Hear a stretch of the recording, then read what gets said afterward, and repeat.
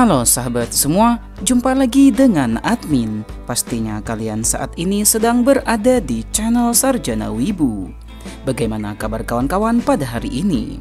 Semoga kalian semua baik-baik saja. Pada video kali ini, admin akan melanjutkan cerita manhwa yang berjudul The Invisible of the East. Dan ini adalah video part yang ke-7. Bagi kalian yang belum mengetahui atau ketertinggalan alur cerita dari manhwa ini, silahkan kalian tonton pada video admin sebelumnya. Untuk link video juga sudah ada di deskripsi. Baiklah, tanpa berlama-lama lagi, langsung saja mari kita masuki alur ceritanya.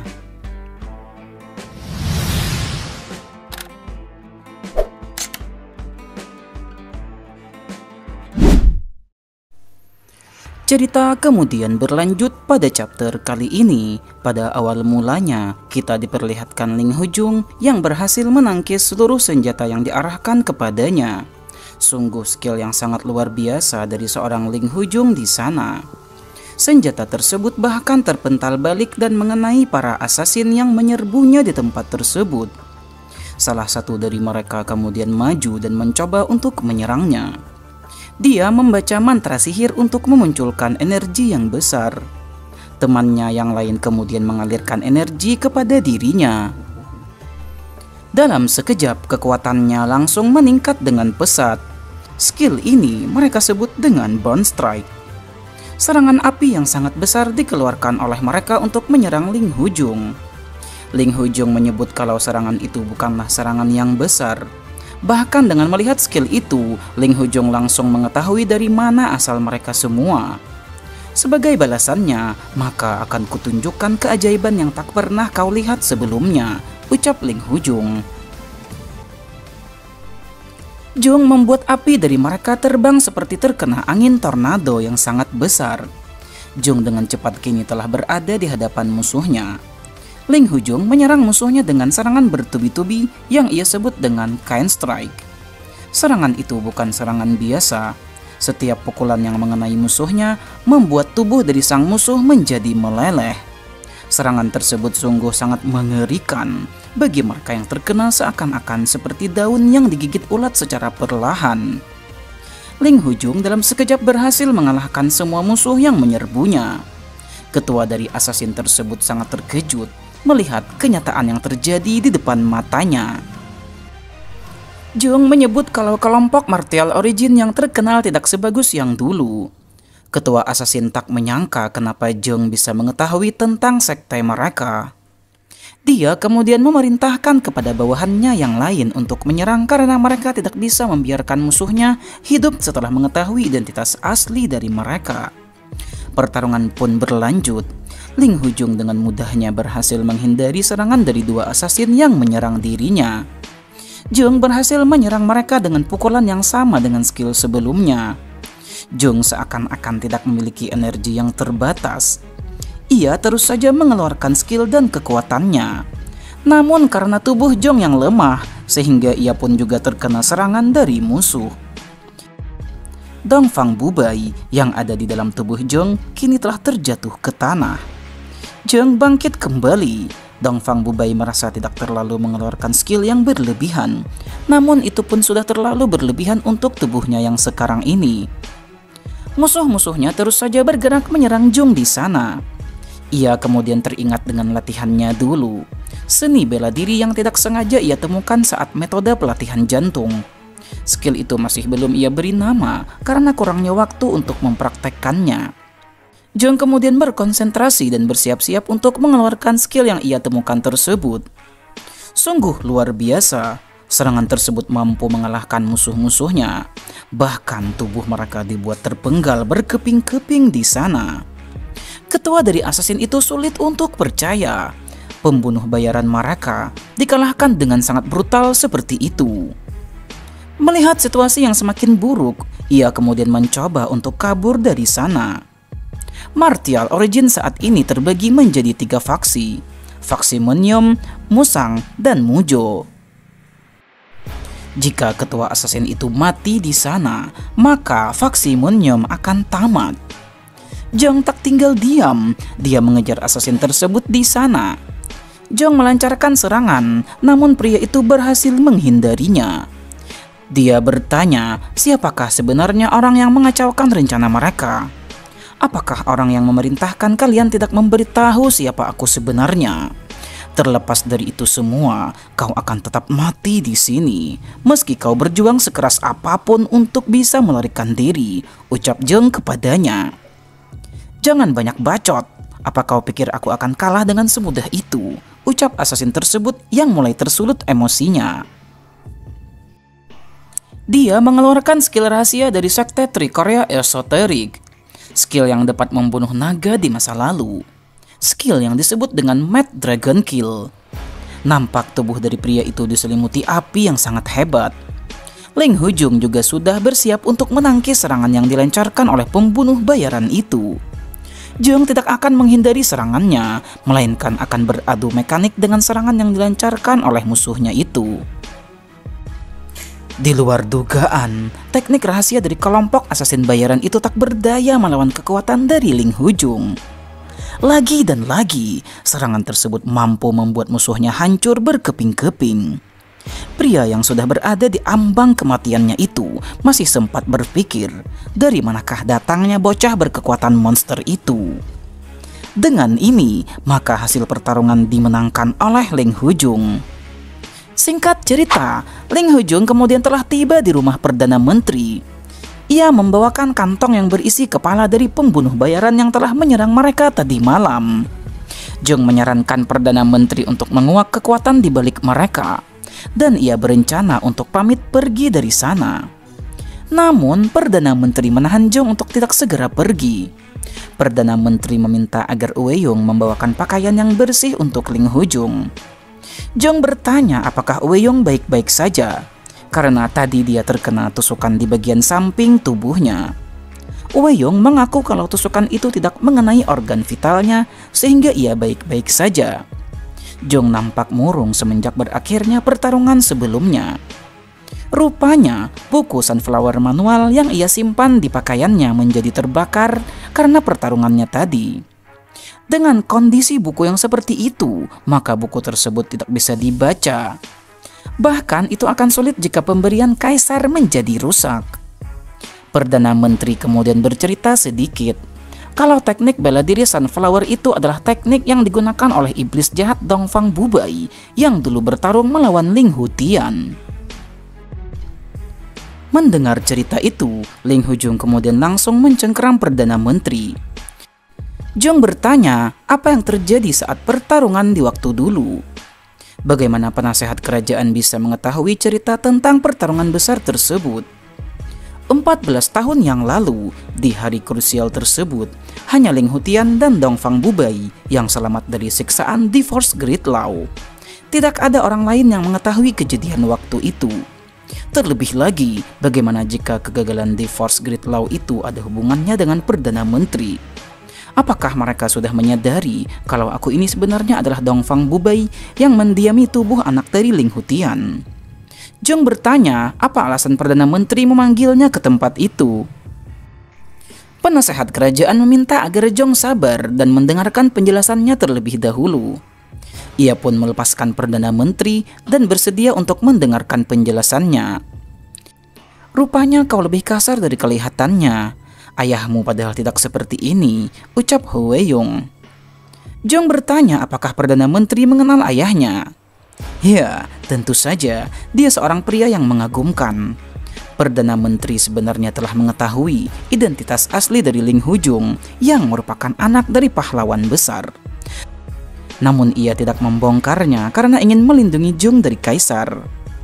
Kaisar kejam itu ingin melenyapkan seluruh keturunan Ling Hutian, tapi istana kekaisaran belum mengetahui identitas asli dari Ling Hujung. Kenapa kaisar tidak mengetahuinya, padahal orang-orang di sekitarnya mengetahui akan hal itu? Rupanya Perdana Menteri mematuhi perintah dari seseorang untuk merahasiakan keturunan dari pahlawan agung. Setelah malapetaka yang penuh darah itu, dunia memuja ayahmu sebagai pahlawan agung. Sang kaisar menganggap ini sebagai ancaman yang besar terhadap tahta dan jabatannya. Memerintahkan pembunuhan terhadap ibumu. Tapi karena terkagum dengan kemuliaan ayahmu, aku berbohong pada kaisar kalau aku sudah membunuh ibumu, ucap Perdana Menteri. Padahal waktu itu, dia hanya memeriksa kondisi Jong dan ibunya dari waktu ke waktu. Mendengar cerita tersebut, Jong kemudian meminta maaf atas tindakan kasarnya terhadap Perdana Menteri. Ho Wei-yong tentu saja memaafkan Jong yang telah menyelamatkan hidupnya. Perdana Menteri bertanya apakah Jong ingin memperbaiki buku Sunflower yang telah rusak itu. Jong bertanya apakah ada cara untuk memperbaikinya. Perdana Menteri kemudian membuka pintu rahasia menuju perpustakaan rahasia yang ia sembunyikan dari kekaisaran. Tempat itu menyimpan buku-buku yang diinginkan oleh kaisar. Ho Wei-yong mengumpulkan catatan dan teks yang tersebar di mana-mana untuk generasi yang akan datang.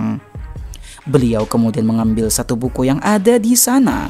Rupanya itu adalah salinan dari buku Sunflower manual yang dicari-cari oleh Jong selama ini.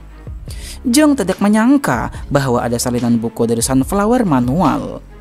Perdana Menteri padahal bukanlah seniman bela diri, namun beliau memiliki banyak salinan buku tentang teknik bela diri. Wei-yong kemudian tiba di sana. Perdana Menteri sedikit marah karena Wei-yong tidak diizinkan untuk masuk ke dalam sana. Wei-yong meminta maaf karena tidak punya pilihan lain untuk menuntun tuan muda ke sini. Rupanya anak dari Perdana Menteri kembali ke rumah dan melanggar perintah dari sang ayah. Hu Buhai datang ke sana karena khawatir dengan ayahnya yang menurut kabar telah diserang tadi malam. Ho Wei-yong mengatakan cukup untuk anaknya, karena Ling Hujung telah menangani pembunuh bayaran yang mengincar nyawanya. Dan kau kembalilah ke klan Nengong sekarang juga, ucap sang ayah. Hu Buhai mulai emosi karena Ling Hujung yang berada di samping ayahnya. Jong kemudian berpamitan dengan Perdana Menteri dan meminta izin untuk segera kembali ke sekte Manhua. Hu Buhai menuduh Jong telah bekerja sama dengan asasin bayaran yang menyerang ayahnya tadi malam. Ayahnya pun marah dan memerintahkan anak-anaknya untuk diam. Karena berkat Jong lah aku masih bisa hidup. Kau ingin mempermalukanku sampai sejauh mana lagi, ucap sang ayah. Seseorang kemudian tiba di sana dan meminta agar Perdana Menteri untuk tidak terlalu keras terhadap menantunya. Rupanya beliau adalah kepala dari keluarga klan Nengong yang telah tiba di sana. Jong mengenali pria yang datang itu adalah kepala keluarga dari klan Nengong. Bahkan ia merasakan aura yang lebih kuat dari orang tersebut daripada aura milik ayahnya. Lama tidak berjumpa. Ada urusan apa kau kesini hari ini? Tanya Perdana Menteri. Beliau datang ke sana untuk menjenguk Perdana Menteri karena mereka telah menjalin keluarga melalui ikatan pernikahan anaknya. Nengong meminta agar Perdana Menteri memaafkan menantunya itu. Perdana Menteri mengatakan kalau kejadian ini baru 3 hari saja. Kalau kau datang ke sini hanya untuk itu, maka pergilah dari sini, ucapnya. Nengong kemudian mengomentari Ho Wei-yong yang memperlakukan Jong seperti tamu sedangkan dia malah mengusir keluarganya sendiri. Namun Perdana Menteri menyebut kalau Hu Buhai yang memulai masalah, sedangkan Jong adalah korban, dan Jong telah menyelamatkan Perdana Menteri. Nengong bertanya apakah yang dikatakan oleh Ho Wei-yong itu benar. Jong memberi salam penghormatan dan Jong mengakui dirinya hanyalah anak kecil yang datang dari desa terpencil. Meski ada masalah kecil dengan anakmu, saya mengharapkan hubungan yang harmonis dengan klan Nengong. Tolong terima permintaan maaf saya, ucap Jong kepada Nengong. Kepala Nengong memuji Jong yang ternyata lebih rendah hati daripada kelihatannya. Singkat cerita, Jong telah dalam perjalanan untuk kembali ke sekte Manhua. Tiba-tiba ada sesuatu yang mengganggu perjalanan mereka di sana. Kali ini bukan orang-orang Goryeo yang datang mengganggu mereka. Kemungkinan orang-orang dari Nengong yang akan menghadang. Karena Nengong itu memiliki harga diri yang tinggi. Mereka tidak akan membiarkan penghinaan terhadap Hu Buhai dan diam begitu saja. Nampak para pengepung mulai terlihat di sana. Jong meminta jika ada serangan maka Wei-yong lari saja, dan Jong akan menghadapinya sendiri. Benar saja, satu orang telah tiba di hadapan mereka. Pria itu mulai menyerang mereka di sana. Kereta kuda yang dikendarai oleh mereka kemudian oleng dan masuk ke dalam jurang karena menghindari serangan tersebut. Setelah terjatuh, Weyong merasakan sakit pada luka yang ia terima pada pertarungan sebelumnya. Satu asasin kemudian muncul dan siap untuk menebasnya di sana. Akan tetapi, Weyong masih bisa menangkis serangan tersebut. Weyong merasakan aura pedang yang hebat dari pria yang muncul di hadapannya. 4 petarung tingkat atas yang menyerang kereta kudanya. Apakah ini adalah akhirnya? Tapi salah satu dari mereka setidaknya harus ikut mati bersamaku, ucapnya di dalam hati. Jung kemudian muncul dan menendang asasin yang telah menyerang kereta kuda mereka. Mereka mulai khawatir dengan kekuatan dari Ling Hujung. Jung datang untuk menyelamatkan Weyong dari bahaya. Jung mengatakan kalau asasin yang menyerang mereka sudah pasti dari klan Nengong. Memang identitas bisa disembunyikan, tapi tidak dengan tenaga dalamnya. Salah satu dari asasin itu kemudian bersiap untuk menyerang Jung di sana. Dia menyerang dengan skill yang disebut dengan Sky Meteor Sword. Mari melawan meteor menggunakan meteor, ucap Jung. Dalam sekejap asasin itu langsung terlempar jauh setelah beradu bentrok dengan serangan dari Jung di sana. Jung kemudian memerintahkan agar musuhnya yang lain segera maju. Akan tetapi pria itu kemudian membuka topengnya, lalu memperkenalkan dirinya. Dia kemudian tunduk dan meminta maaf kepada Ling Hujung karena klan mereka telah mengganggu Ling Hujung. Pujian dilontarkan oleh pria itu untuk mengalihkan perhatian Jung. Saat Ling Hujung mulai terpana, dia kemudian mengeluarkan pedangnya. Akan tetapi Jung memukulnya lebih dulu karena ia sudah menyadari akan kebohongan dari pria tersebut. Pada akhirnya seluruh asasin yang menyerang Jung telah berhasil dikalahkan. Singkat cerita, di markas sekte Manhua, Jung telah tiba di markas sektenya. Master Seiyum bertanya kenapa pakaian Jung berantakan seperti itu. Namun Ling Hujung menjelaskan kalau tidak terjadi apa-apa dengannya. Master kemudian mempersilahkan Jung untuk beristirahat. Tidak ada kabar pembicaraan dari Ho Weyong tentang dirinya. Padahal Master yakin kalau Jung pasti mendengar sesuatu tentangnya dari Perdana Menteri. Rupanya ada rahasia besar yang disembunyikan oleh Master Seiyum. Waktu itu berakhir dengan kekalahan Dongfang Bubei dan juga Ling Hutian. Pada saat itu, berpikir kalau hanya mereka saja yang ada di sana. Ho Weyong dan Master Seiyum terlambat tiba di sana. Mereka berdua melakukan pengkhianatan pada waktu itu yang akan mereka rahasiakan hingga mati. Ada hal besar yang ingin ia sembunyikan. Jika ada yang melanggar janji ini dan menyimpan dendam kepadanya, maka Master tidak akan mengampuninya. Karena itu adalah prinsip harga diri dan kebebasan Master Seiyum sebagai pemimpin sekte kelas 3 di dunia bela diri yang berbahaya ini. Setelah beristirahat dan membersihkan diri, Weyong kemudian pamit dan akan kembali ke kerajaan. Jung akhirnya berpisah dengan Weyong dan memintanya agar berhati-hati saat di perjalanan nanti. Ling Hujung kemudian ingin membuka buku yang telah ia bawa dari kekaisaran. Namun betapa terkejutnya dengan isi dari buku tersebut. Entah apa isi buku itu, yang pasti Jung menyebut Kaisar Wujang dengan sebutan keparat. Dia menyebarkan racun ke seluruh dunia, ucapnya. Entah apa yang akan terjadi berikutnya. Apakah sebenarnya isi dari buku Sunflower tersebut? Menarik untuk kita nantikan bagaimanakah lanjutan ceritanya. Nantikan lanjutan ceritanya pada video admin berikutnya. Dan ini adalah akhir dari cerita pada video kali ini. Bagaimana menurut kalian cerita pada video kali ini? Silahkan kalian tulis pendapat kalian di kolom komentar. Jangan lupa untuk selalu mendukung channel ini dengan menekan tombol subscribe bagi kalian yang belum subscribe channel ini. Like video ini jika kalian suka, serta bagikan video ini kepada teman-teman kalian. Baiklah, sampai di sini dulu perjumpaan kita pada video kali ini. Admin izin pamit undur diri dan admin ucapkan terima kasih banyak.